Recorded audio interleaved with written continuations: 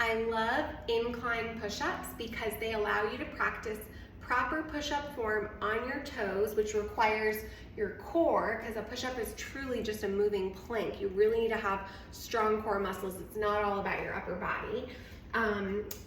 And when we just aren't strong enough to do a true push-up on the floor on our toes, we tend to resort to knee push-ups, which are also challenging. But a lot of times we don't yet have that core strength to do even a knee push-up with proper form. So I love incline push-ups because you can do them at home. And as you get strong, and in a gym, and as you get stronger, you can lower your hands until you're all the way doing them on the ground. So the countertop or a wall even. I think the wall is the easiest. The next level from there is a countertop. That's usually a pretty good height for a beginner. And you want to put your hands on the edge and back your toes up as far as you need to, so that when you are in the bottom position of your push-up, the edge of the counter hits you right here on the chest, right on your nipple line, okay? So we want that counter to hit right there. If we are too close, it's gonna hit our stomach.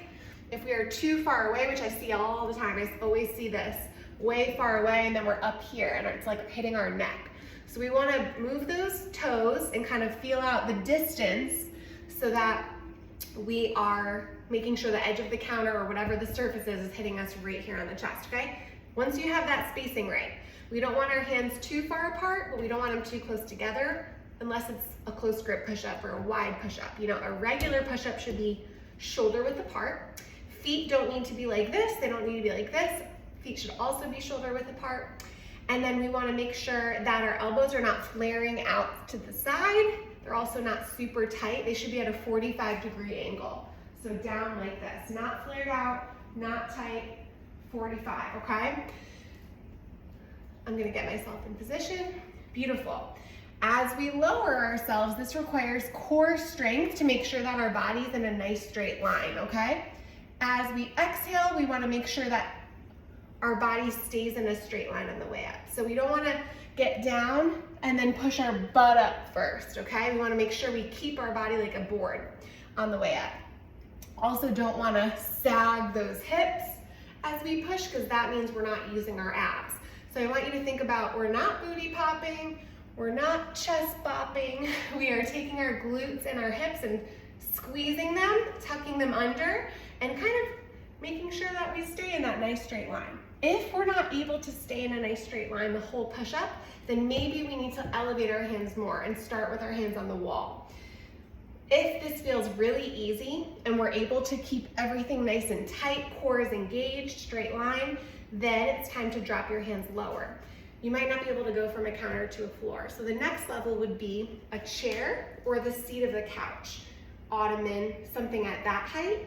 And then until, I would say, an in-between from that and the floor would be hands on like dumbbells or any type of weight where they're just a few inches, like an aerobic step or even just the top step of a stair, like the bottom stair. You're like in that 6 inches off the ground range. And then if you're able to do push-ups with great form at that height, then you're almost ready to do it completely on your own. One thing you can do at the counter height to make it a little bit more difficult is add a pause. So that means we're not gonna pause all the way at the bottom where we're just hanging out.